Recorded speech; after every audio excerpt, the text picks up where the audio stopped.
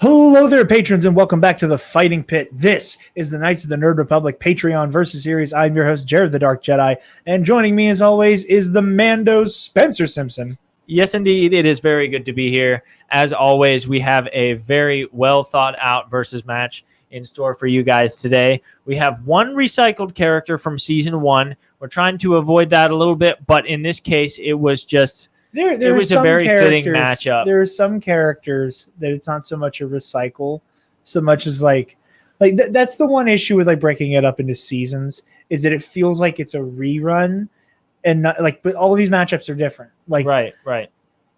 We want to use as many new characters and bring in as many different perspectives and talents as we can. It makes the job a lot more fun for us. Yeah, we know that it makes it more fun for you guys because if. Like we enjoy doing the research for this and making the stat sheets. And if we were just saying like, okay, well, let's just pick two of the guys we already did and we'll throw them together, that wouldn't be as much fun for us. No. Like we spend a lot of time like really thinking about it. It prepares us really well for what's coming up. But in the case of this, and in terms of the rest of the season, I'm already looking at like our notes for what's coming next. And there are a lot of new people. We have a lot. Like this whole season, there will only be two reused characters. The one today and then December. So we enjoy doing it, and we really hope that you guys enjoy watching it and have as much fun listening as we have making it. But that being said, you already know from last month who this month's matchup characters are, but we will introduce them in dramatic fashion in just a moment. For those of you who are rejoining us from months prior, thank you for continuing to be $5 tier subscribers on our Patreon page. At least. For those of you who are hearing this in the main feed, we inexplicably have more $10 than $5, which on paper you think it would be the reverse, but I'm not complaining. Thank you, we're guys. Not complaining. Thank you to our 6. We have 6 now. That sounds correct. Or do we had 4 now, and we had 2 more. I think that's 6. I don't know how to count. So anyway, we will acknowledge them at the end of the episode, like we always do. But if you are hearing this in the main feed, we really hope that you enjoy the content from this episode and that you consider subscribing at the $5 tier so you can hear this every single month from Jared and from me. Summer was a little bit crazy, and so we have not always gotten these episodes up on the first of the month like we have made our goal to do, but we have made a pact. 5? Yes? 6 if you count me. Okay. So, okay. So we have made a pact that even though this episode of the Versus series is going up at like the very tail end of August, we're probably going to do September's somewhere in the middle of September, but our goal is to get back on track with the first of every month for October. So be on the lookout for that. And for those of you who have not joined us before, or you just need a refresher, for those of you who have, this is how a typical Versus episode will go. We're going to introduce the characters with a brief character bio, and then we are going to enter into 5 stages of deliberation, 5 categories that will break down what these characters' abilities are. Martial art or physical attributes is category 1. Then we have martial arts ability, force ability, weapons and equipment, and finally tactics and mindset. So those 5 categories we will discuss at length, and then give a soft verdict for each one, who would win in each individual category. But it is not a majority rules. It is not a by default whoever takes the most categories takes the fight, because we have the mysterious variable, the arena. Well, there's also just the way that like there are some fights where while they have a physical advantage, yes, they have the weapon advantage, that martial prowess or their force abilities is what turns the tide. Yeah. So there are a lot of factors that go into this. We try very hard to make it fair, but we also try to make it a bit unpredictable. So if you listen to only the portion of the episode that covers the 5 categories, you might walk away thinking there's a different result than there actually is. Not because we're trying to trick you, but because the arena can play a significant factor, as it hilariously has in previous episodes. Most of season 1 is. And also, victories being decided by the arena. Sometimes a single category that someone is really strong in can severely outweigh any of the other categories that they are weak in, and how they interplay with each other and how fighters tend to behave and to perform throughout the fight, not just at the beginning. So at the end of our 5 category breakdown, we will go into like a theoretical fight narrative, how we think that this duel would go just if it happened to occur on the streets of wherever the arena is, and how we think it would progress and how we think the victor would be determined. Anything to add? No. Great. Okay. Jared. Unless you're really new here and end of the year versus tournament, but oh yeah, cross that bridge when we get we'll to cross it. that bridge we can start advertising for that in October. Yeah. When we're oh my god, it's gonna be insane this year. Out. It's gonna be a lot. All right, Jared. Yes. Would you introduce the first fighter? Yes. After I'm done yawning. There's no time for that. Born on Hurun Call, Mace Windu was brought to the Jedi Order at 6 months of age by a Jedi anthropologist studying the nature of the natural force power of the Karen people. Trained by Tarasah and eventually going on to train Depa Billaba, Mace Windu was one of the most prolific Jedi of his time, developing a new branch of the 7th lightsaber form, Vapad. Windu sat at second command to Master Yoda and led the Jedi rescue of Padme Amidala, Obi-Wan Kenobi, and Anakin Skywalker during the first Battle of Geonosis, and was a Jedi High General during the Clone Wars. Mace Windu's fierce loyalty to the Jedi and Republic came to an end when it was once discovered that Chancellor Palpatine... I promise I can read. Discovered that Chancellor Palpatine was Darth Sidious, the mastermind behind the Clone Wars. Windu was betrayed by Anakin Skywalker and murdered by Sidious, paving the way for the creation of Darth Vader and the fall of the Jedi and birth of the Galactic Empire. Nicely done. Spencer. Born in the Outer Rim circa 4000 BBY, the human child Alec was uprooted from his village after a Mandalorian attack. After fleeing to the Galactic Republic, he was discovered to be Force-sensitive and began his Jedi training on Dantooine. As a Padawan, Alec befriended his fellow Padawan Revan, and the two eagerly sought greater knowledge and power in the Force. Shortly after the two attained the rank of Knight, the Mandalorian Neo-Crusaders launched an attack on the Republic, hurling the galaxy into the Mandalorian Wars. Disobeying the Jedi Council's mandate of nonviolent response, Revan led a faction of Jedi known as Revankists, along with against the Mandalorians, with Alec as his right-hand man. After the final defeat of the Neo-Crusaders on Malachor V, Revan and Alec, who had since taken the name Malak to avoid Jedi arrest, traveled deep into the unknown regions where they encountered the remnants of the ancient Sith Empire and fell to the dark side under the influence of the Sith Emperor. Darth Revan and Darth Malak traveled to the unknown regions in search of the Star Forge, and after finding it, Darth Revan took the title Dark Lord of the Sith, with Malak as his apprentice. Together, they traveled back to the Republic space and declared war on the Republic, starting the Jedi Civil War. After losing his entire jaw from a saber strike, Malak had a metal prosthesis installed, giving him an even more sinister look. Malak betrayed his master Revan during a Jedi assault and ordered that Revan's flagship be fired upon. Believing his master to be dead, Darth Malak assumed his mantle and ruled unchallenged, wreaking havoc from planet to planet. A year later, Malak discovered his former master had survived and had had his memories of being a Sith replaced with those of being a loyal Jedi. To save Revan, the Jedi Bastila Shan allowed herself to be captured and was turned to the dark side by Malak. Though he now believed that his empire was invincible, the redeemed Revan attacked the Starforge and confronted Malak, ending the reign of the Dark Lord of the Sith and rescuing Revan's love Bastila from the grip of the dark side. A very, very lengthy and complicated bio for Malak. It took me a while. I love when we do these characters who exist only in legends, because you can't write a simple bio at all. No. There's no way to just be because there's not a single Legends exclusive character who has a simple story. No.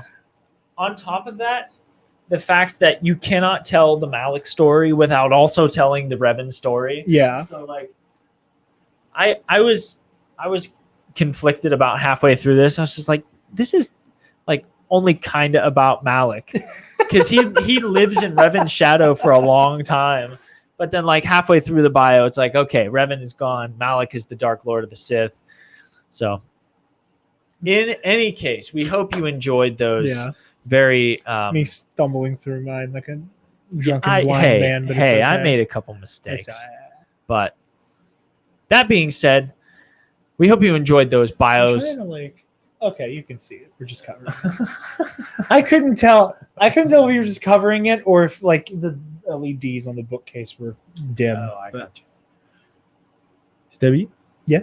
You want to take away the first category? Mace Windu is a human male clocking in at 6'6". He is a tank. He has a bulky build.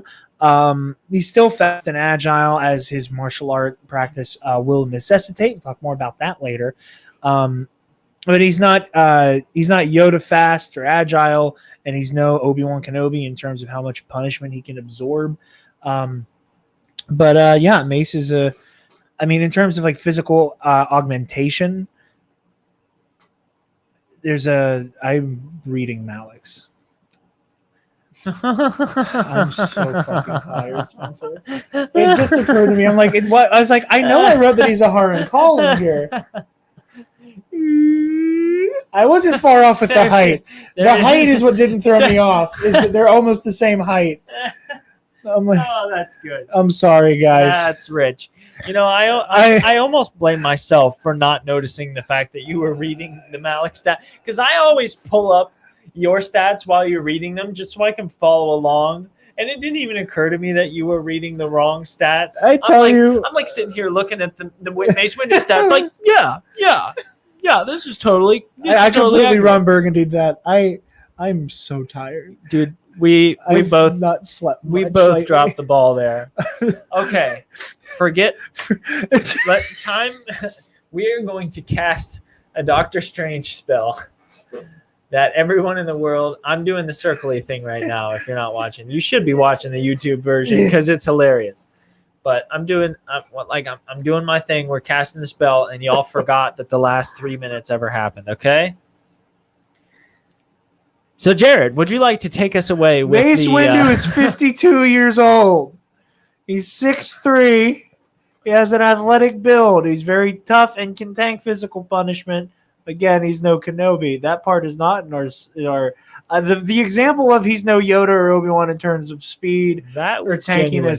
That was me knowing that I was talking about Mace Windu, and then looked down and realized I was like two things I read directly off of the page. He is incredibly fast. As a Koronai, he has a natural connection with the Force, and he also is remarkably strong. We do see him in the Tartakovsky Clone Wars, which, as we've said before, is put an asterisk next to it in terms of the feats from that show. However, while I don't think it is entirely realistic that Mace Windu could, with his bare hands, fight an entire army of battle droids, I don't think the specific feat of him being able to do what he does on an individual level to those droids is outrageous. Does that make sense? I disagree with the first. I agree with the second. I almost think that you think Mace is 100% within Mace's skill set. I think to just fisticuffs with a platoon of B2s. I think that none of those B2s actually fired at him, and if they did, then probably very far fetched. But they weren't even. It was they weren't even trying. That was very much we're going to show how good Mace Windu is by showing how bad everybody else is. What makes the throne room scene at the Senate in episode 3 just absolutely horrible. Same idea there, but that's a different story that we've already talked about. I've already complained about at length someplace else, but I don't think it's entirely far-fetched at all that Mace is able to accomplish those feats of strength and feats of force ability. Yeah. Do I think he can pull all the pins out of a battle droid and make it fall to the ground? Absolutely. Do I think that he can karate chop a super battle droid to death? Absolutely. Could he do that to 1,000 of them without a lightsaber, without getting killed? I think you might be right there. All right. Now that I've talked through that, I Yeah. guess, yes, I absolutely agree with Yeah, you. the physical strength feat, I think, stands. It is the Yeah. he can do this to an army before getting shot. Yeah. None of them even tried. They didn't even shoot at him. But yeah. Spencer, Yeah. would you like to reread the stats that I gave for Malak? So, Malak, and not Mace Windu, is a human male, 6'6", 2 meters to be precise. This boy is a tank. He is a tank. He's big, and he likes to show it off. Yes. He's got a very bulky build, He's but he's still got, we'll touch upon this later on, but again, if you haven't been with us before, a lot of these categories have a lot of interconnectivity. So when we talk about one, often we'll bring elements of the other ones in. But he does augment his speed and agility with the Force. So he is a lot faster and a lot more spry than he looks. And in terms of a big, bulky boy. Yes. And I was just going to say that in terms of our ranking of the hair of Star Wars characters, this is a battle of the baldies. Cue balls. We have a cue ball and an 8 ball going up against each other. That needs to be edited out. Next. The instant regret on that one. That was marvelous. All right. So I think hopefully our patrons will cancel us. We're dealing with whatever. We're dealing with two. It's like, I think part of the thought process for this matchup was, let's pick like the tankiest individual that we can think of from the Galactic Republic era, and the tankiest person we can think of from the Old Republic. Not like so much tanky. It's just like there's just something about these two that feel like they're cut from the same cloth. Like this feels like a really like level matchup. Like it's not like the last match we used Mason. It was Obi-Wan versus Windu. Yeah, and part of that was the embodiment of martial offense, with him being the Form 7 master of the Order at the time, and Obi-Wan being the master of Surisu. That it's like, okay, we're going to take ultimate offense versus perfect defense and see who wins. Yeah. Yeah. And it's kind of the same here. But they're both very unique warriors, and I like this matchup, but they're also, damage sponges in their own ways. Yeah. That said, I think they kind of cancel each other out, and I don't think there's an edge that can be afforded in either direction. More or less. I mean, the 3 inches that Malak has on Mace is not a large enough margin for it to really matter. I think Malak might have some slight bulk on Mace, depending on which iteration you use. They both have the power of baldness, so it's not like, if this is a sunny arena, it's not like either one of them could seriously use like a glare off of their shiny scalps to their advantage. Bald. You don't watch SpongeBob, so you haven't seen the SpongeBob movie. Yeah, I think that the matchup for physical attributes, any difference would be statistically negligible in this category. Maybe. Again, this is research bias that we try to avoid. But I think if anything, then maybe Malak has a slim edge with a little bit of height and just a little bit of muscle, but they're practically the same. So we'll go ahead and call that a comfy draw. Yes. Now, in a funny little event with this one, Malak ended up being like a 90-10 split research between myself and Spencer. Yeah. So because we didn't need to write the notes for Mace, so we kind of split duty there. But so there will probably be both of us talking martial arts ability from Malak. Yeah, but because he did most of the martial arts ability stuff. So he did a lot of that research, so he's gonna know more than I will probably. Yeah.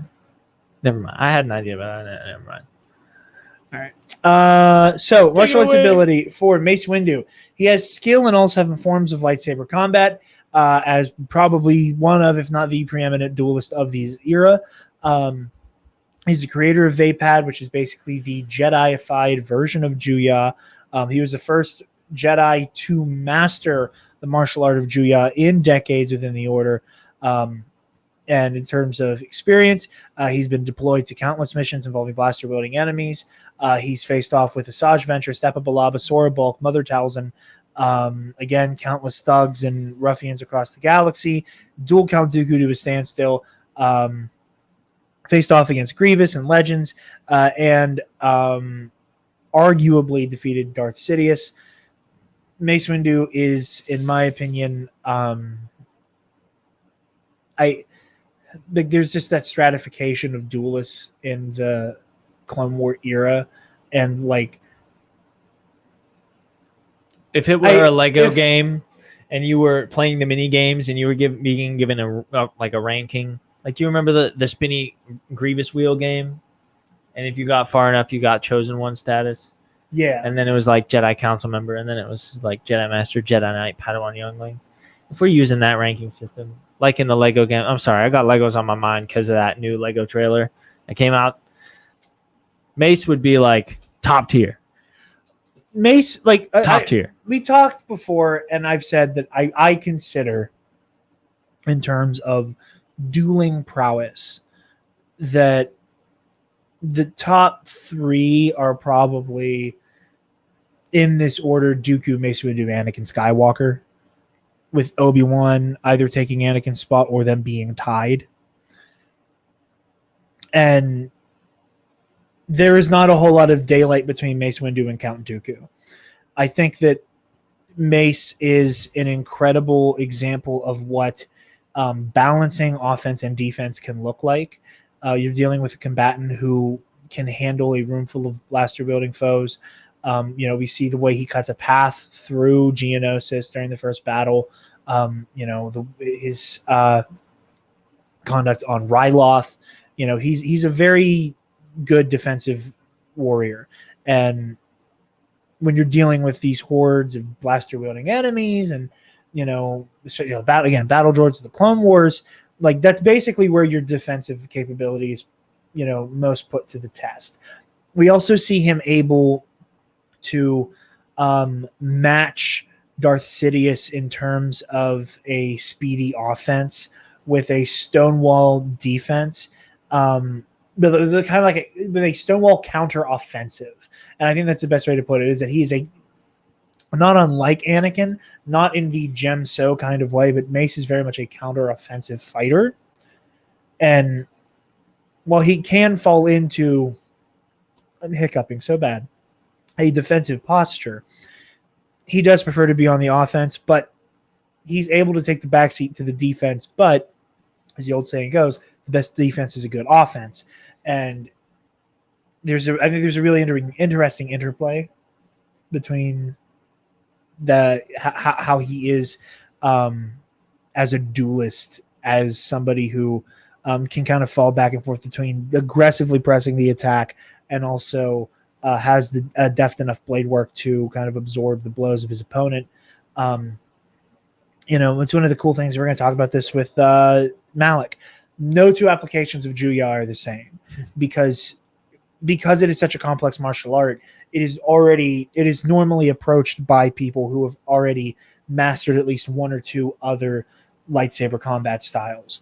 So in my opinion, I think Mace is kind of a hybrid of forms 1, 3, and 4. I think when you watch the way he fights, like, there are specific movements, especially like one comes to mind in Attack of the Clones, where he's like doing this, like his sword is above his head and he's bringing it around at an angle. Yeah. Like, that feels very Shicho. I don't think you can hold up a decent defense against the Emperor if you don't have some mastery, not skill, mastery in Surisu. And we see him doing the flips and punches and kicks and stuff, and that screams Ataru to me. So I think that's the cocktail he whizzed up. They got him to his application of Juya and later Vapad, which we'll talk about the mechanics of Vapad whenever we're talking about how these two will bounce off of each other. Yeah. Spencer. All right. So Darth Malak is theorized to be a Juyo specialist, but that is also built on a foundation of Makashi and Ataru. So back in the Old Republic days, I also want to say that hypothesis, I put that in there, and it's because I agree with them.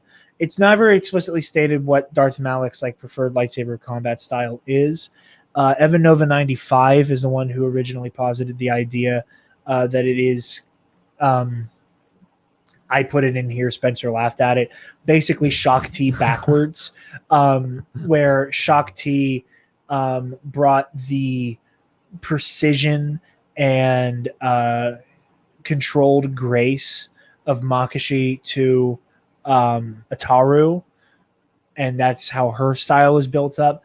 That Malak brought the aggression and the kind of I don't want to say reckless abandon that comes with Ataru, but that the element of Ataru that makes it so aggressive, that makes it so dangerous, that makes it the purely offensive style, and brought that to the dueling. I'm here to put the pointy end in your chest style that is Makashi. Yeah, but this is the Old Republic era, a time when there were a lot of people running around with green and blue sabers and a lot of people running around with red. And if you survived your entire life in the Old Republic period without ever crossing blades in an actual pitched battle, then you were considered lucky. You were considered like the exception to the rule. And in the Old Republic, Makashi was like very, very popular because it is based on blade work. And when you have a lot of people who are crossing blades all the time in many wars back to back, then you are going to need to know how to handle a blade. So Makashi, with those elements of Ataru, that agility, the acrobatics when necessary, like Jared said, a Shock T, but inverted. He is very offensively minded. He's an aggressive duelist, and he often fights with one hand, which is kind of like the major flex of lightsaber dueling. When you're just like, I prefer to fight with one hand. Like Dooku does it because he is like the closest thing to a real life fencing swordsman in all of Star Wars. Like he acts like a fencer. His blade work is fencing, and you see that like it's not an uncommon thread among Makashi users, but when you are skilled enough to I just straight up am a one-handed duelist, that's like, oh wow, this guy is really good at Makashi. So notable feats, kills, and victories. He has killed a Jedi Battle Master. He was considered Revan's superior as a duelist, although Revan holistically altogether was considered his superior as a Jedi up until the end of Malak's death. The superior is as a duelist is from the writer of the KOTOR writer. Yeah. And Malak, unfortunately, is one of those characters that lives most of his career in the shadow of a bigger and better individual. But on a technical level, Malak is considered by the writers of KOTOR to be the superior duelist. Malak is a veteran of the Mandalorian War. He is a veteran of the Jedi Civil War. And that means that he has many, many, many, many kills under his belt. Yeah. Both non-Force users and Force users alike. Many Jedi kills, many blaster-wielding kills as well. So Mandalorian kills, no less. Mandalorian blaster-wielding kills. So this one's going to be a tougher one to call. I think in terms of just sheer accomplishment clout, they have if you were to take the top 3 kills for both of them, they would tip more in Malak's favor. Or in terms of their just general performance. In terms of, and like Malak has definitely faced many more saber-wielding, force-wielding opponents than Windu has. But as Windu said in season 7 of the Clone Wars, how many was it? Like 100,000? He's like, by this point in the Clone War, I have destroyed over 100,000 of you Type 1 battle droid. Like, he's saying that to stall and also to like just give it a try. Like, let's try to be peaceful about this. But he's also trying to flex. He's like, guys, come on, we've been over this. I've destroyed you and your brothers and your step-cousin. Like all of your people. I am Mace motherfucking Windu. Yeah, that's basically what that means. So, in terms of the blaster wielding opponents, motherfucking is very important. This is a cancel out. Like, if you have a blaster, no chance against either one of them. The true clout of the feats is going to come down to the saber wielding opponents.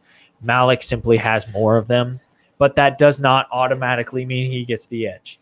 There's some blade to blade consideration to be given here, not just who has the most victories, who has like the longest resume of swordplay under their belt. Jared? So this is where I would say we have to start looking at like the mechanics of the fighting styles, which at first gets a little dicey. It's like, okay, well, they both essentially specialize in the same art. Vapad, it's designed so that Mace is kind of channeling both his aggressive feelings. Mace kind of like it's a superconducting loop, as it's often described, where Mace is both like manifesting his more aggressive emotions, channeling them, and like processing them as in that very like I am a Jedi, like he's riding the wave, not unlike Kit Fisto, where it's like I'm super into this fight, but I'm not into it to the point where like I'm going to go bloodthirsty, but I'm enjoying myself. Like there's a part of Mace that enjoys lightsaber combat, and he doesn't like that he likes that. And he's also funneling through the aggressive feelings of his opponent. And Malak is a Sith Lord. To put it simply. We were talking about this before, like, he died with regret in his heart, but like, yeah, he was more like a super radicalized, pragmatic Jedi. Yeah. In terms of his ideology, like he was very much a dark side user, but he was never like sell my soul to the devil kind of dark side user. Like he always saw himself as somebody. He was no Sidious in terms of like his relationship, to the dark side. Exactly. Yeah. He may not have been, in terms of ideology, have been the most devout Sith, but the anger and hatred of the dark side was a part of him. Malak was more shaped by, but let's put it like this: Malak's fall to the dark side. Malak's fall We're to all the there. Yeah. Malak's fall to the dark side was way more a result of, by the end of the Mandalorian Wars, he's like, I have done things to win this war that cannot be undone. Like I have witnessed atrocities. I have ordered friends to die. And there is an ugliness to that cannot be wiped away. And there is an anger and there is a need for victory at any cost. That is definitely not the Jedi way. That's more him than like, I'm just like, I need, He's more of a Thanos than he is an Anakin Skywalker. Like he's trying to do the right thing to the point where he is doing the absolutely wrong thing, more so than just. Well, no, that wasn't a good analogy. No, either. It was. I know what you're getting at. Yeah, but there's all. But again, like, but he's also a usurper. Oh, absolutely. Like that, and that's the thing. He's an opportunist, but he's not. Yeah. That said, I think that there is superconducting loop that Mace can get from him. And that is that moment where I think that, like, Count Dooku, I think Count Dooku versus Mace Windu is a 50-50. Like, that's a very hard one to decide on. That's one that I would like to do on this show at some point, because it's just one of those, like, we're just going to be talking for a very long time, trying to make sense of it. Dooku is not as, let the anger and hatred flow through you drunk as some of his contemporaries. That Mace is not going to get that buff from Dooku the way he would Maul or Sidious or Malgus. Somebody who's just like, I am the dark side and the dark side is me. Like, yeah, like somebody who's just taken injections of just straight bad. He's not taking inject the bad. He's not taking straight injections of evil. Yeah. Like, he's an evil bastard, but it's not like... Dooku is probably the closest more recent example of like why a Malak fell to the dark side. Like the Jedi aren't willing to do... Plus, there's also like the mental domination that came from Vitiate, which also plays a role in why I think Malak isn't as like... because like Malak is more like, I'm going to make you Sith, but I'm going to also make you feel like you came to it on your own. And I think that's also a reason why Malak isn't as like again, like, he's an opportunist. He wants power. He wants to mold the galaxy into how he sees fit, but it's less to do with ideology and more like, I can do this myself. So I think Mace is going to get a little bit of that buff. But on the whole, I think that it's not going to be, like I said, like you put off of a Maul, right? Yeah. I think while Malak does have more experience dueling other Force sensitives and Jedi, or your lightsaber wielders rather, I think in a rock paper scissors, I think Mace has the advantage. I think that because Malak, and this is another thing, by choice, lets defense kind of fall to the wayside. His strategy, it is a strategic decision that he is going to funnel all of his ability and all of his power and energy into overwhelming his enemy with his sword.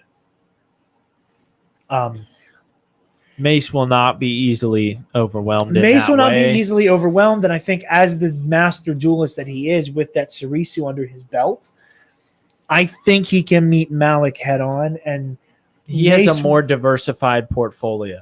Exactly, and where Mace can let Malak come at him, I don't think Malak in a sheer sword fight, Mace's counteroffensive is going to get ugly really fast. Yeah. He can dish it, but he can't take it.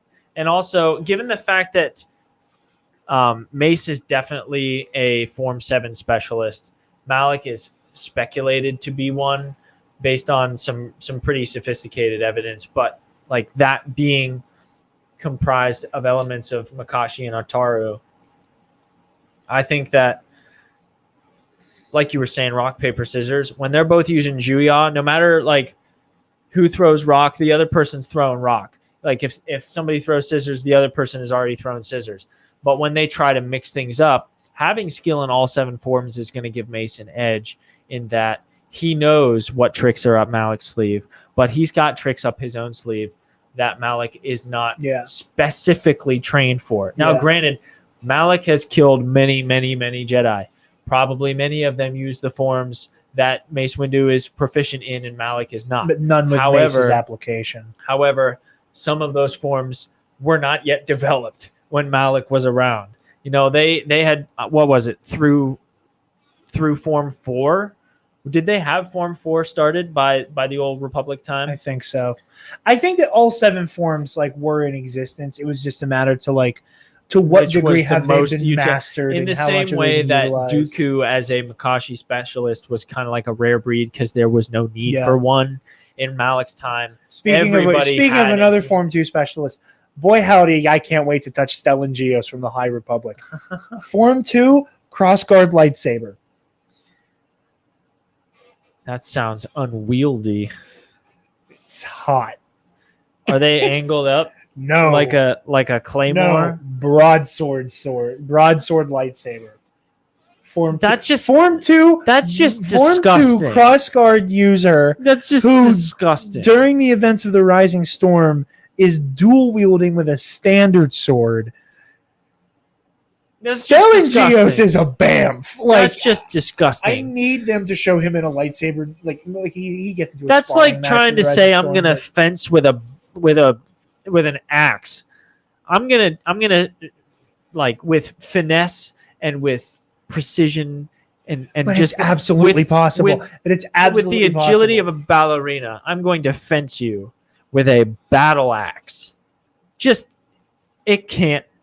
It cannot. It is a formula that comes back. Rising Storm, because you will dig it. It is an Excel formula that comes back with just error in all caps. It doesn't though. It definitely. I will eventually get around to reading it, but I just refuse to accept it. Say I'm in denial, whatever. For now, I think, despite how badly I personally want this to not be the case, I think Mace gets an edge. It's not an enormous edge. It's not a like this will decide the entire battle edge, but it's a Mace's versatility in this case narrowly trumps Malak's sheer numerical field experience advantage. Yeah, and it's a matter of application. Like if Mace was not capable of going onto his back foot and launching a counteroffensive from there, like what we see him do with the Emperor, like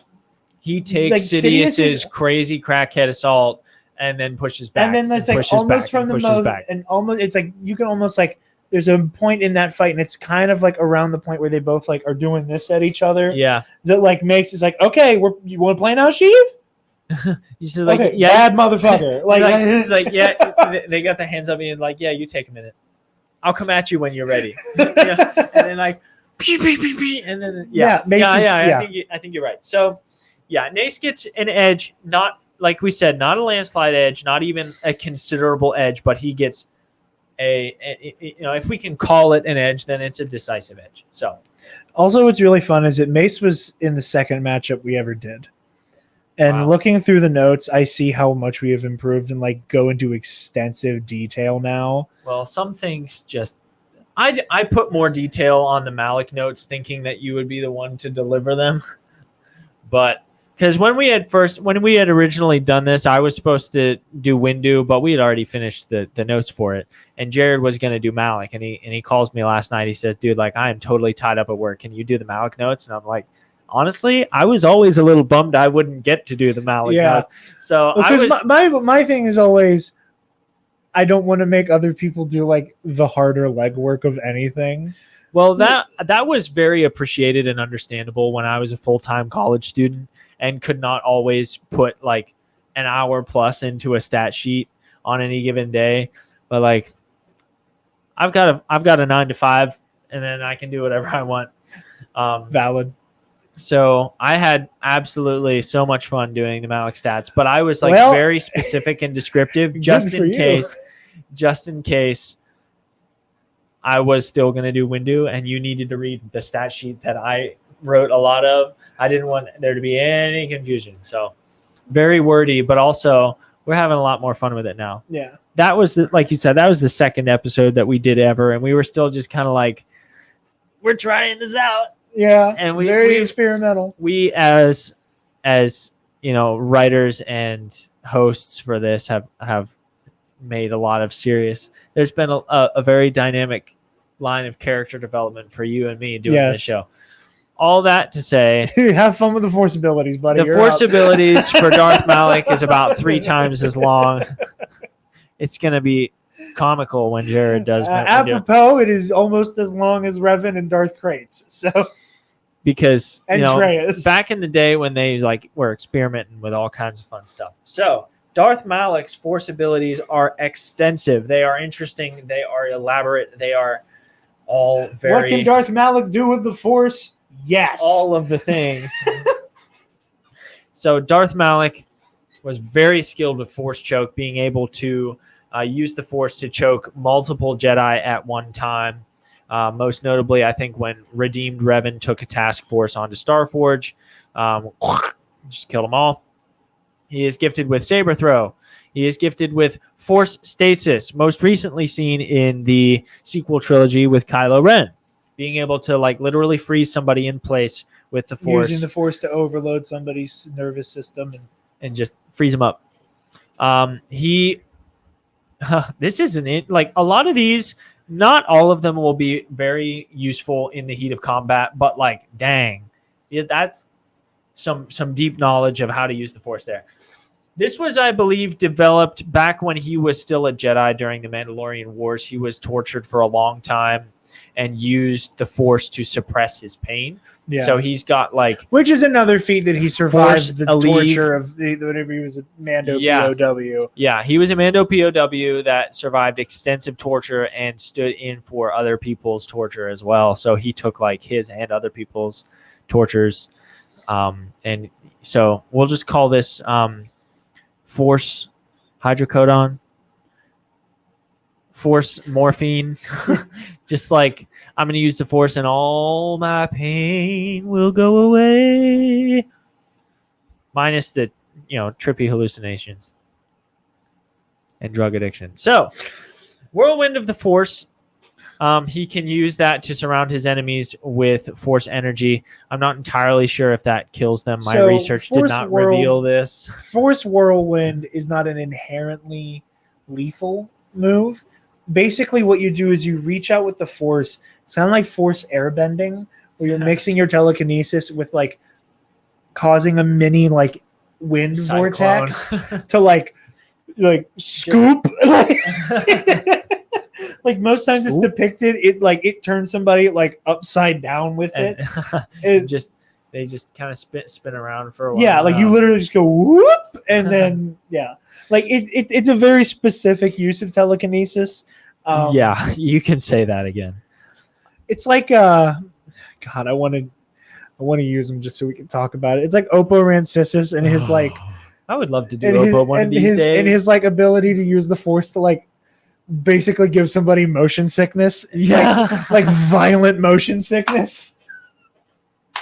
I mean, it's I can't kill you with this, but boy howdy, the rest of your day gonna suck. This is the advantage of having a Jedi Order that is not actively fighting a war for several thousand years, that they have the time in the library, in meditation. I can't even remember the name of the ability, but it's so stupid and I love it. There are all kinds of weird and cool applications of the Force. Most of them are like, that's cool. But when is that ever going to be useful in combat? But like Plo Koon turning a lake to mist. Yeah, exactly. I would consider it a privilege to have Oppo Rancisis give me motion sickness. I'll just put that out there. I would consider it my privilege, Oppo. Yeah, but I'd say Force Whirlwind is more combatively applicable, but it's not lethal. It's not lethal. This is definitely something that you're going to want to use. Probably is maybe a distraction, a Jedi interrogation tactic. Like if you're trying to do the like you come back to Plo Koon in a very I'm just going to put my lightsaber on the bar type move. Yeah. But if the guns are already out and you can't put your lightsaber on the bar, you can scare the bejesus out of somebody by causing a wind vortex and turning someone upside down kind of thing. But combatively it could confuse the heck out of Mace Windu, but probably. Also, good luck landing it on Mace. Yeah, he's fast. Speaking of fast, Malak has force augmented speed and leaps. He's got the hops. He's got the speeds. He can use the force to suppress force abilities of other force users. This is an interesting one, and whether or not this is connected to force sorcery is because this most often is seen requiring an insane amount of effort and focus. It's not often something that can be done in the heat of the moment. This is more akin to your battle meditation, your force sorcery, that it takes time and it takes concentration. You can't just throw this, just with one hand, just throwing it at somebody in the middle of a saber fight. But I don't know that for sure. My guess is that is the case. But he has the ability to suppress the force abilities of others for a short time. He can render himself virtually invulnerable to most Force abilities for a short time. He used the Force to channel his fears and emotions into pure hatred and anger, giving himself an amplified connection to the dark side. Another more recent application akin to this is what we saw on the Forest of Starkiller Base, when Kylo Ren is like hitting himself in his open wound to amp himself up, give him anger, give him pain, give him like all the things that fuel the dark side in his system. Not again. It's a short amount of time. It's just however long the fuse is, I'll eventually start sneezing in here. He also has Dark Healing and Force Drain. This is a fun one. This is the one that I'm like, Galaxy of Heroes. Great game. Darth Malak can drain the life force of other living beings to rapidly increase his own rate of regeneration. So you can see this in Star Wars Galaxy of Heroes. He has this really awesome ability where he deals 100% health damage to target enemy and then gains the amount of damage dealt in health. So that is a really good example. I think Malak's kit is one of the best. His one of the best like representations of how somebody actually fights. Right. Honestly, most of the old Republic Sith are really well represented in that game. Like with the exception of the fact that they make it look like Traya constantly uses 3 lightsabers. Yeah, I think they were just like, she's only got one mode. Let's make it the cool one. Yeah. But Malak is extremely well represented in Star Wars Galaxy of Heroes, in my opinion, especially his Force Drain ability in stealing life and gaining that for himself. Last 2 things, he is highly proficient with Force Lightning, and he has skill with Force Sorcery. Force Sorcery, again, being more just like an homage to his overall level of Force connection rather than his combative ability. And that's one of those other things where it's like Malak has a lot of cool abilities that used against a Jedi Knight, a master who is not incredibly powerful themselves. He could instant kill a lot of Jedi. Yeah. A lot of these abilities, like is often the case, in a pitched battle with someone who is your equal, you're going to, like, for Malak, a lot of what he's going to be able to bring to the table is going to be a lot of telekinesis and lightning. Yeah. But, like, these are all things that, like, in the event he's able to, like, score a semi-disabling blow on Mace, and Mace is, like, not taken out of the fight, but his combative capacity is, like, halved. That's when some of these abilities are going to start to become an issue. But, yeah. He's got Malak, more than most others that we have done for this show, has almost as many usable defensive moves force-wise as he does offensive. Like for offensive, he's got a Force Choke, Saber Throw, Force Stasis. These are unlikely to work against Mace, but he's got Telekinesis, he's got Force Lightning. Those are and Augmented Speed. These will all be useful against Mace more actively. But he's also got Force Healing and Force Drain. Now that is kind of like in that gray area where it's like you don't need to turn off your lightsaber and get into a cross-legged position to make this happen, but you can't just like, like you can't just throw it. I think he could get one off if Mace is already down, a Force Drain. Or if we pick the kind of arena where Malak is able to make like a tactical retreat. Right. But that's also assuming Mace doesn't see it coming. And if Mace doesn't see it coming, he can still close the distance pretty quick, unless there are situations where he just cannot, But Whirlwind could be used as like, theatricality and deception or powerful ally, and Pain Block he could actively use if he needed to. It will like decrease his overall amount of fighting capability. He might be able to take a couple. I mean, he's like wearing like a light armor, so that'll help as well. But like he might be able to shrug off like a glancing wound here and there. And he can render himself virtually invulnerable to most Force abilities for a short amount of time. So if he's really in a pinch, then he could just he could focus and then allow himself time to recoup, and then Mace will come at him with a sword, and it's back to and I know we're kind showtime. of like getting into like very deep conversation here, but like that's one of the things here. And like with Malak's very high risk, high reward fighting style is that he runs the risk of like, okay, I need to focus my energies on like, shoring up some wounds.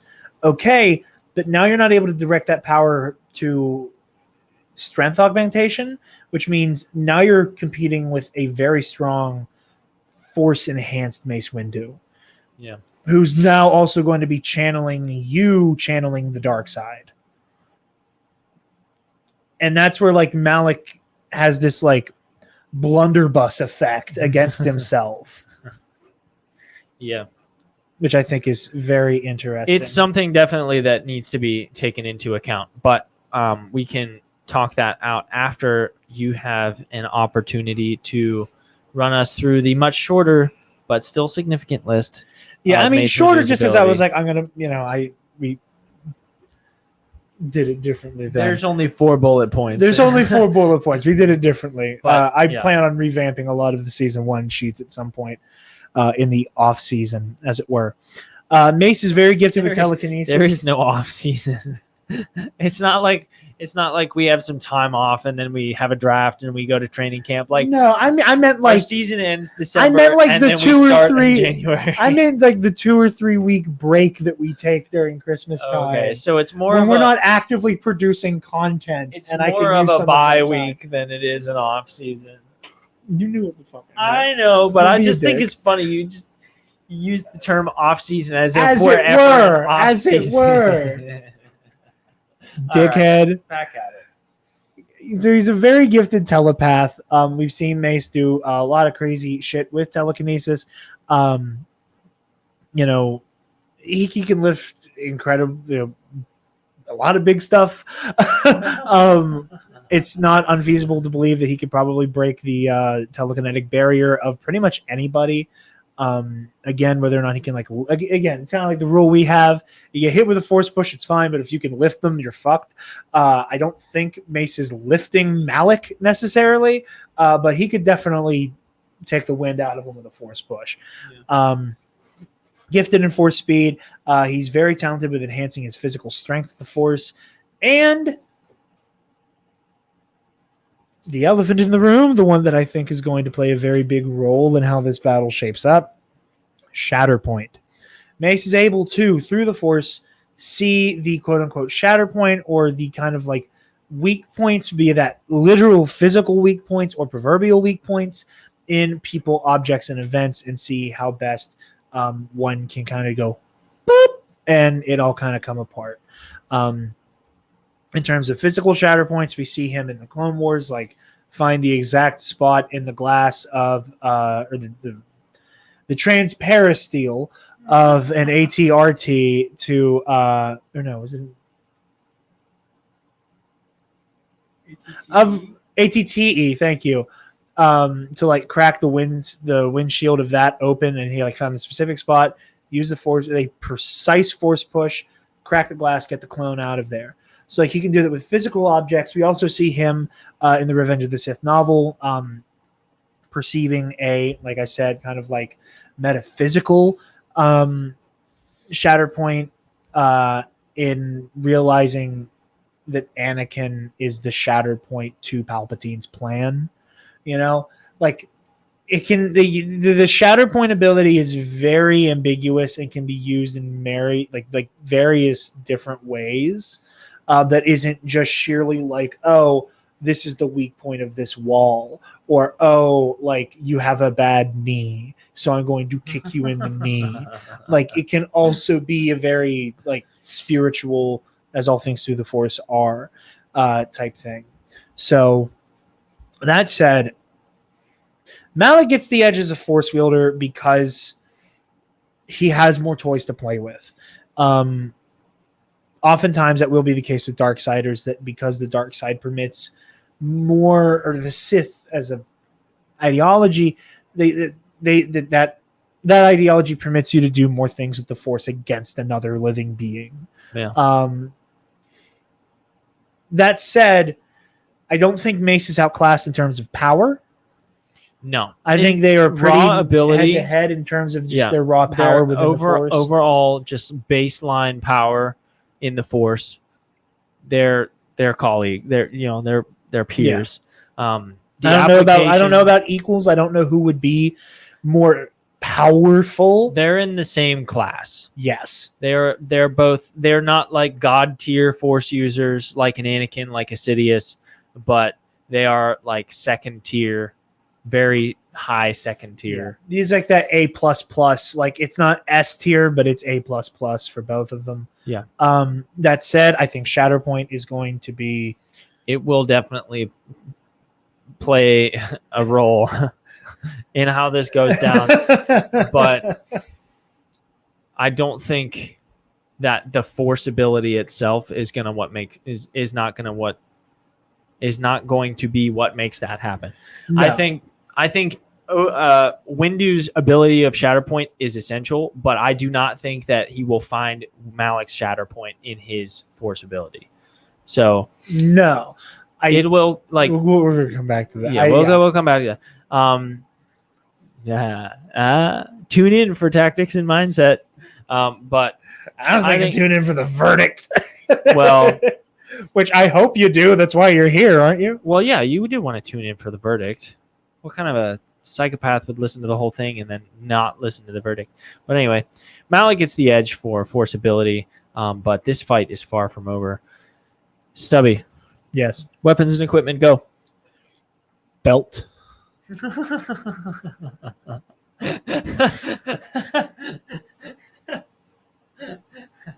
Are you familiar with what I am referencing?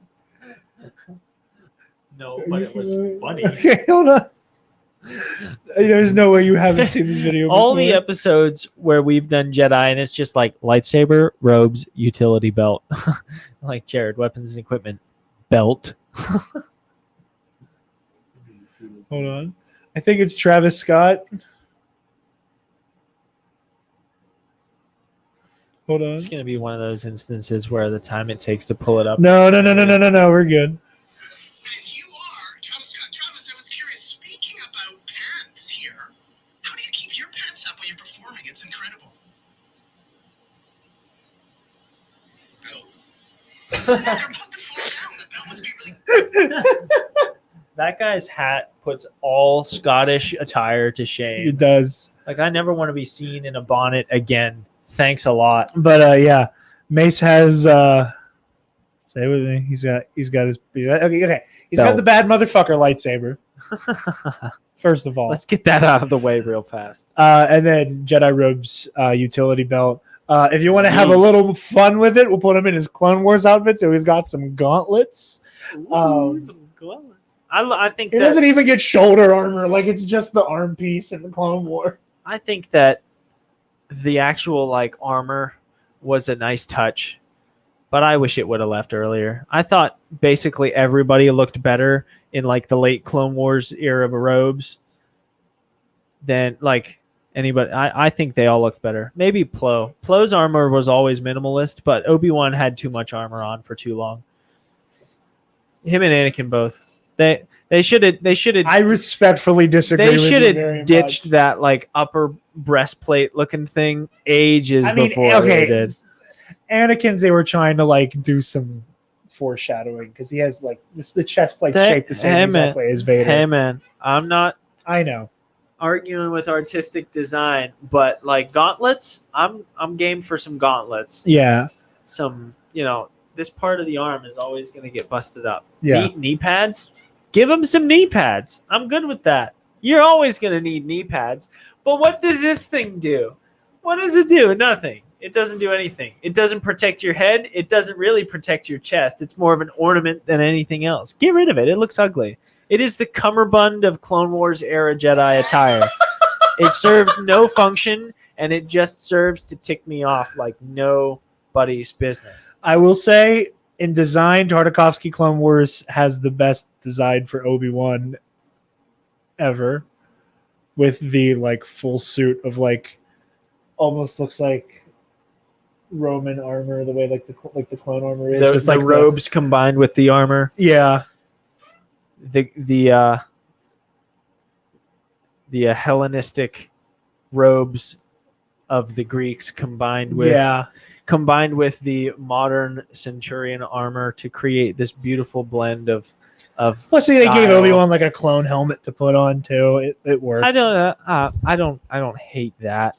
I just think that he needs to design it a little better. If Obi-Wan's getting a clone helmet, he's not going to design it. But you can bet your butt that Cody is going to like sneak behind his back and be like, we're putting a mustache on this. Like, Obi-Wan is not the kind of person to decorate. That sounds more cut up than Cody, but I like it. Obi-Wan is not the kind of person to decorate his own clone helmet, but there's no way that it's blank. That would look so stupid. No. At the very least, it's definitely like or like decorated to be clearly a part of the 212. Yeah, that would be. I would not say no to a very standard 212 helmet, but we are way off topic. We're gonna reel it back in. Yes. Spencer Malak has a reddish orange skin tight Sith body armor to show off his mad gains, and he's got little armor weave shoulder cape. Yeah, he's got a red lightsaber with a slightly longer blade than most because he got that reach. And with that, it was never really. My research did not conclude anything specific as to why he. Do you see the pen, like the little laptop pen that Spencer has? Where are you going with this? Do you see the tip of the pen? Jared, where are you going Loyal with listeners? this? That is the size of the edge that Malak has. He definitely gets the weapons and equipment edge, but that is by how little. So, okay, I see where you're going with this now. They are exactly the same, except Malak has like 4 inches on him. Malak has a slightly longer lightsaber, and he has a suit of armor that can take a glancing blow from a lightsaber. I'm putting in the notes, Malak, 4-inch edge. And whenever we eventually use Malak the next time, you're going to look at that and go, what the shit did this mean? All right. The heavily anticipated ultimate topic for today's matchup, tactics and mindset. I'll go ahead and jump right in with Darth Malak. He is a highly capable leader and administrator. Production of the Starforge increased by 300% after he usurped Revan as Dark Lord of the Sith. He is a taskmaster. He is a good field strategist. He uses brute force tactics to break the enemy. As Jared said earlier, Malak is very much the best defense is a very, very swift and decisive offense. So that's where Malak is coming from. Mace Windu has a little bit more nuance. Jared? Yeah. Mace, again, as a fighter, does prefer offense over defense. But again, like we see in Revenge of the Sith, he is very capable of being able to weather somebody's assault and operate on the defensive. He does like to take the bull by the horns and has a very direct approach. And he is capable of being led around, as we see Sidious lead him to the window ledge. And we see him just kind of following Jango Fett through the arena on Geonosis. But he stays alert in those situations. You know, it's not like Darth Malgus and his kind of like infamous, blinders, where once he gets set on his opponent, like he's like, oh, kill. You can't stop me and nothing will. Yeah. You can't change my mind. Where I'm coming after you. Mace is definitely more aware of his surroundings. But he can. But like once Mace decides like you are the opponent today, he's going to be on your tail, and he's not going to let up on you, rather. You and today's opponent. Why did you phrase it like that? You are the opponent today.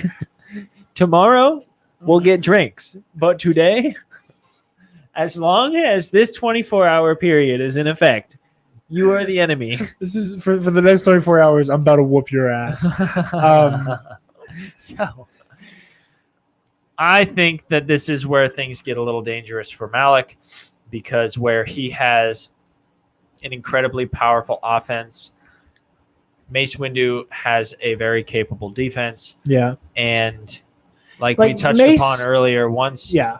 Mace has completed his defensive phase and is ready for a counteroffensive, then Malak is not going to have as strong an answer to him as Mace has for Malak. Yeah. So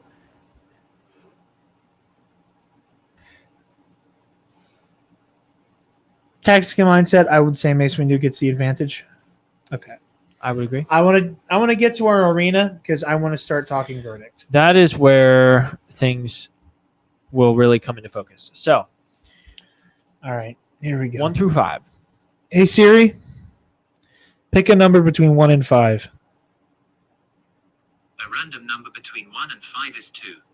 That's a different one. Jabba's Palace. All right.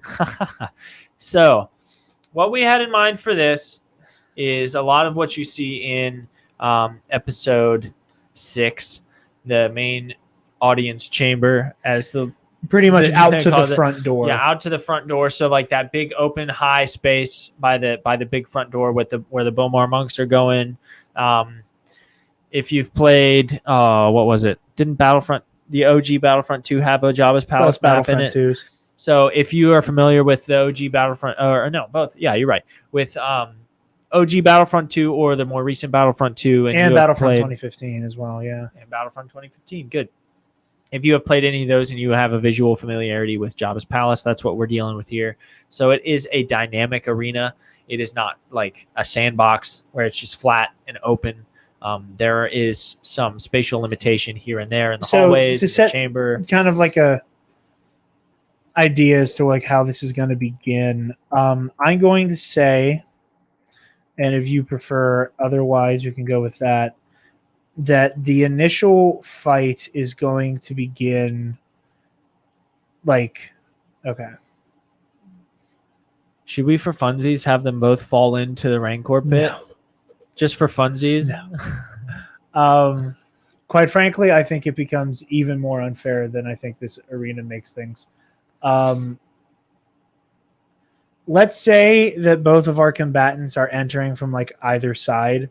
So like Mace is kind of coming down the stairs where like the way Luke comes in, and Malak is kind of coming from like the interior, like the heart of the palace. Yeah. And kind of being on either sides of the room, and then the fight can kind of move accordingly. And like I said, like once they're like in, like once we have them both in the palace, like the main hall, from that point, I think you're like, for fairness, we're going to limit to Jabba's like throne room through the hallway. And, if things get fun, it's not an endless pit into despair. All of a sudden, it's gonna, No, I'm saying, like, if it gets cut, like, if it were to get cut open, like someone's falling into the Rancor pit. Right. Now, obviously, it's going to be empty because no point have we decided to put that intense of an environmental hazard. I mean, we haven't intentionally put one in, but if you think that the Kashyyykan tree houses was not an environmental hazard, No, I mean, like, there's not a third party that you can accidentally open a door to get you killed. You can fall off a ledge. There's no like devious guy in the background pushing a button at the right moment. So yeah, like that drop is still gonna hurt like a bitch. it Like ain't gonna tickle, although it is a little bit of like a slide almost. unless you like and like you cut it at the kind of angle where the bottom just kind of slides out from under somebody, and you're landing like feet first straight down. That would be terrible. So, all that to say, there are elements of this arena that are slightly more spacious, but it's not an open field. Like No. there are spatial constraints. Less so here and there. In the Once you get into hallways, that- there's more Once you get into that big opening entry area. point, Yeah, there's a lot of room to work there. I think there's not a lot of room for Malak to do the kind of like tactical retreat, like running away from his opponent type thing. Also, I believe the next room over, this is from Battlefront 2, looks like this. So, Not like that. no. It looks like that. That. So, like, even if they move into this area, like, again, you still got room, but there's still shit in the way. Yeah. There's not a whole lot of room out, except for trying to move towards that door on the way out. And I think that all Malak can do is move to a area where he has more space. But other than that, like, Malak isn't going to think to try to run away because Mace is going to be able to go on the back foot. Like, he's going to want to pursue Malak, and he's going to stay up close and personal with Malak. Yeah. But Malak is going to be trying to. Malak is going to be saying to himself, he doesn't have it in him. He doesn't have it in him. You're not. He doesn't have it in him. You're not that and Mace guy, Windu is going to be saying to himself, "Not yet, not yet. Yeah, not yet. Okay, let's get him." Yeah, and the moment that Mace, just like he does with the Emperor, where like Palpatine's coming at him, Mace is on the defensive for a good bit of that fight until he's like, okay, go time. And it's not like there's much of like a he's waiting for like someone to drop their guard or like Vader, where it's like, okay, I've watched you fight long enough that I know what you're gonna do once I come at you. It's just that Mace kind of bides his time until he's like, okay, it feels like now is the time to strike. Via Shatterpoint, I think Mace is also going to be able to suss out that Malak isn't a defensive fighter and isn't going to be prepared for Mace to, start throwing elbows, basically. Like, not literally, but, once Mace starts really going for him, he's going to be going for him. I do think that Mace is going to be able to overwhelm Malak. I think that Malak, something that we have not focused on as much, practically speaking, is the application of Malak's force abilities. I think that Malak can land some telekinetic blows. If we've seen that Mace is he doesn't like force lightning very much, as we saw in episode 3. So, well, when you're missing the hand with your lightsaber, I mean, Malak has the potential to create an opening in which he can stun Mace Windu with force lightning. And see, I would go so far as to say the exact opposite. I think Mace, as long as he sees it coming, I think he's going to be able to vape-pad that shit right back at Malak. I think Malak at best can use lightning and anything like that as cover for an escape. To try to get the hell out of the tiny throne room. Like I said, like if Mace knows it's coming, then he's gonna. Yeah, but like I said, if he's already like somewhat flustered or stunned for a minute, Mace is on his butt. Oh yeah. Like this is not the opening move. This is I see a moment of like flusteredness, and I'm gonna exploit the heck out of it. And he's gonna just like, if he gets an opening on Mace where he cannot block it, he cannot see it coming, he's already kind of like stunned a little bit. Lightning is going to make this fight very dangerous for Mace in a very short amount of time. However, it's unlikely that any of the, what'd you call them, like preliminary force ability, like a saber throw won't do it. A force choke won't do it. Telekinesis is unlikely to do it. If you can land a blow on Mace, then that's considered impressive.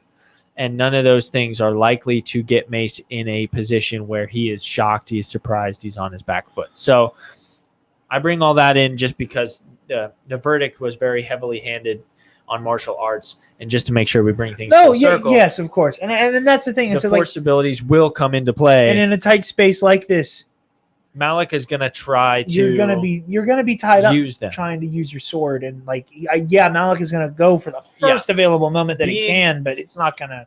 Being a Makashi specialist with Ataru, all under the canopy of Zhuya, he's going to want space, and if he doesn't have it, he's not going to want to fence head on as much. And in those situations, he's more likely to try a force ability. It's more likely that if he tries it, it's not going to work.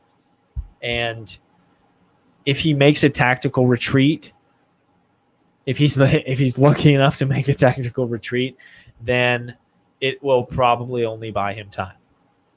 And time, when you're dealing with Mace Windu, is something that even if it's on your side, you need it to not be on his. Mace has all the time in the world to find his opening to turn that counteroffensive on him. And as long as he has his focus, like we said, he has some potential for distraction following his enemy, but if he can keep his focus lasered in on Malak, then it is unlikely any of Malak's force abilities are going to distract him and cause enough of an opening for his more enhanced force abilities to really matter, to really make a difference. So as much as I hate to say it, especially given the fact that Mace Windu's Galaxy of Heroes kit is kind of a joke compared to Malak's. And in good old Galaxy of Heroes, this would be a one-sided fight any day. A one-turn fight. Oh, we forgot to give the soft edges for each category. In case you want a quick reminder, physical attributes is a draw. Martial arts ability goes to Windu. Force goes to Malak. Weapons and equipment goes to Malak by 4 inches.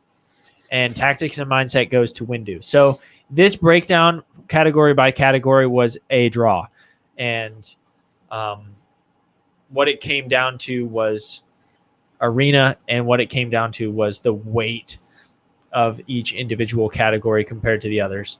And Mace's fencing style and his tactics are much better equipped to handle a fighter like Malak, who goes in 100% and then does not have an answer for a counteroffensive. Yeah.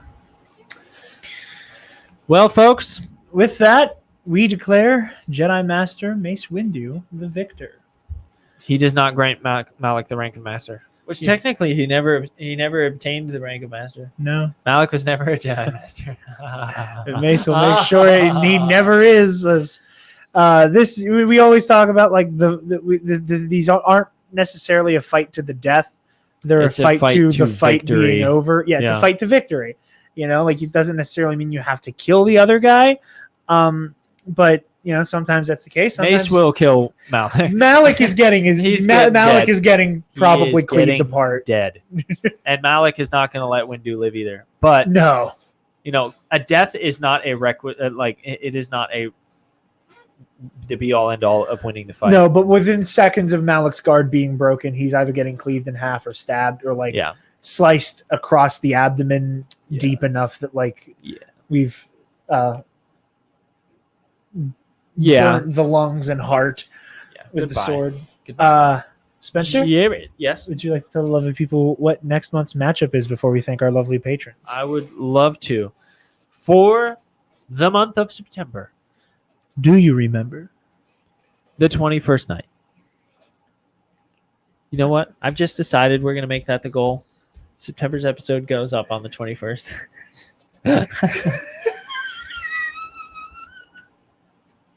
I hate you, okay? Why not? After all, we have not, our first of the month pledge doesn't go into effect until October, so we might as well have a little bit of fun. Even though October for me is going to be a hell of a study sesh because it's a High Republic character, but well, fine then. We can. No, I don't care. We do it. We will record it like early September, and we'll put it up on the 21st of September. I'm okay with this. Yeah, you better be. Okay. So for September, going up on the 21st night of September. Do you remember? Ki Adi Mundi versus Darth Vindikin. the native Sith himself, Master of Malgus, versus the highly versatile and tall-headed Jedi Council member. Bring in the flamethrowers! You were waiting for that. I'm going to pull a Jen Sarai, and the last time he used Ki-Adi Mundi, that he just like every so often when talking about Ki-Adi Mundi's sensibilities as a tactician, would just like spam that clip. So you better bet your ass there's going to be a Bring in the Flamethrowers clip in this little bank up here on the screen. Lineup. Absolutely. Right up with the Hondo clip. But what about the droid attack on the Wookiees? When you were trying to say what about the droid attack on the one? what about the flamethrower attack on the Geonosians? Anyway, that's just brutal. It's brutal, man. Anyway, for a Jedi, that was a lot. Yeah, that was pretty harsh. You got to do what you got to do, but that was one of the more hardcore. Republic and the Empire just war crime the shit out of Geonosis. Yeah, but it's fine. They don't speak English, so it's harder to relate. They're basic or whatever. Anyway, let's go ahead and wrap things up. So, thank you all so very much for listening. Thank you so much. Thank you so very much for your patronage. If you're hearing this in the main feed for whatever reason or whatever point, be sure to consider joining the $5 tier or above to get the Knights of the Nerd Republic versus Series monthly. Be sure to like, comment, share, subscribe, do all the things. Thank you to our $10 alumnus, Feige's Boomer Burner, the Waffle Wizard, Delta 9, Zach Knaus, Michael Armburst, and Jared the Light Sith. I don't enjoy that one as much as the Rickroll. I'm gonna be honest with you. I miss the Rickroll. I'm sure March. I said March. I'm sure September's gonna be even funnier. If it's an Earth, Wind, and Fire joke, you might get free merch. I'm just putting it on the table. 21st night of March. Sorry, I couldn't resist. God damn it! That's going to be the name of the 21st night of March now. Okay. I feel it. There you go, freebie. You can have that one at no charge. Anyway, but thank you all so very much for listening. We look forward to seeing you back in the fighting pit, and may the Force be with you always.